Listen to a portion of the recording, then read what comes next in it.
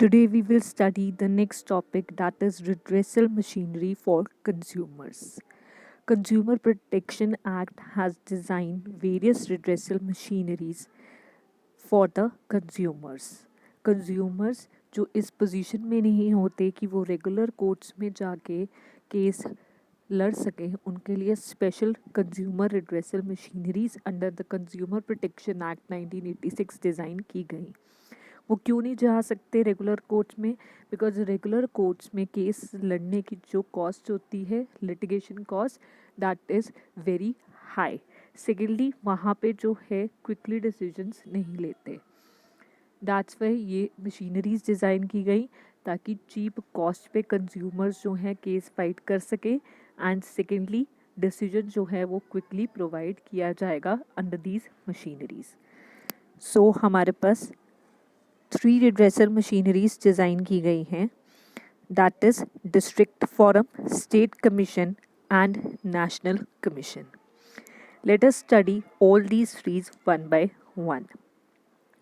सबसे पहले हमारे पास आता है डिस्ट्रिक्ट फोरम। डिस्ट्रिक्ट फोरम जो है that is formed by state government. State government के पास अथॉरिटी है कि वो डिस्ट्रिक्ट फोरम जो है कॉन्स्टिट्यूट कर सकते हैं at the district level. District forum will consist of 1 president and 2 members, and out of the 2 members 1 should be a woman member. District forum का जो प्रेसिडेंट है वो कौन होना चाहिए? He should be a district जज who is or has been a district judge, जो already district जज रह चुका हो, या प्रेजेंटली जो डिस्ट्रिक्ट जज है उन्हें भी प्रेसिडेंट बनाया जा सकता है डिस्ट्रिक्ट फोरम का। डिस्ट्रिक्ट फोरम जो है वो एंटरटेन करती है complaints up to 20 lakh. That means जिन गुड्स एंड सर्विसेज के अगेंस्ट कंप्लेंट फाइल की गई है, value of those goods and services should be up to 20 lakh. District forum जो है नोटिस सेंड करती है to the opposite party against which case has been filed. जहाँ पे गुड्स ऐसे हैं जहाँ पे सैम्पल टेस्टिंग की रिक्वायरमेंट है, लाइक अडल्ट्रेशन हो गई थी, मिलावट हो गई थी गुड्स की, तो उस चीज़ को चेक करने के लिए डिस्ट्रिक्ट फोरम के पास राइट है कि वो सैम्पल लेबॉर्ट्री में टेस्ट करने के लिए भेज सकते हैं। After listening to the opposite party and after studying the report given by the laboratory, district forum will pass the order. In case जो complainant है, that is person जिसने केस फाइल किया है, वो सेटिस्फाई नहीं है with the order passed by the district forum, then वो further appeal कर सकते हैं to the state commission. Next आता है हमारे पास स्टेट कमीशन। स्टेट कमीशन जो है that is formed by state government. State government जो है स्टेट कमीशन बनाएगी। स्टेट कमीशन में कौन कौन होगा? It will consist of 1 president and minimum 2 members, out of which 1 shall be a women member. State commission का जो प्रेसिडेंट है वो कौन होना चाहिए? स्टेट कमीशन का जो प्रेसिडेंट है, ही इज़ और हैज़ बीन अ जज ऑफ हाई कोर्ट। ऑलरेडी जो जज है हाई कोर्ट का, उन्हें प्रेसिडेंट बना सकते हैं, या ऑलरेडी जो उस पोजीशन पे रह चुके हैं, हाई कोर्ट का जज रह चुके हैं, उन्हें हम स्टेट कमीशन का प्रेसिडेंट बना सकते हैं। स्टेट कमीशन जो डील करती है कंप्लेंट्स, उनकी वैल्यू क्या होनी चाहिए? It deals where the value of goods and services is more than 20 lakh but less than 1 crore. अगर आपकी गुड्स की वैल्यू, सर्विसेज की वैल्यू जो इन्वॉल्व है केस में वो 20 से अबव है बट 1 करोड़ से लेस है, तो आप फाइल करोगे case in state commission. Similar to district forum, state commission भी ऑपोजिट पार्टी को नोटिस सेंड करेंगे। अगर गुड्स ऐसे हैं जिनकी टेस्टिंग रिक्वायर है तो वो सैम्पल लेबॉर्ट्री में भेज सकते हैं टेस्टिंग के लिए। State commission after hearing the opposite party and after reading and studying the laboratory report अपना डिसीजन जो है वो डिलीवर करेंगे।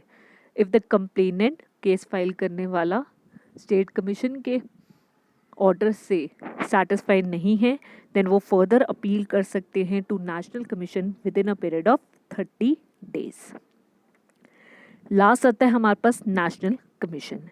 नेशनल कमीशन जो है that is formed by central government of India.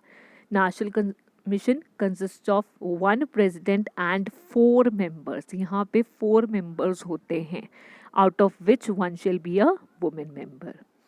President कौन होना चाहिए? प्रेसिडेंट शुड बी अ जज ऑफ सुप्रीम कोर्ट. जो प्रेजेंट में जज है वो, या ऑलरेडी जो पास्ट में सुप्रीम कोर्ट के जज रह चुके हैं, उन्हें प्रेसिडेंट बना दिया जाएगा.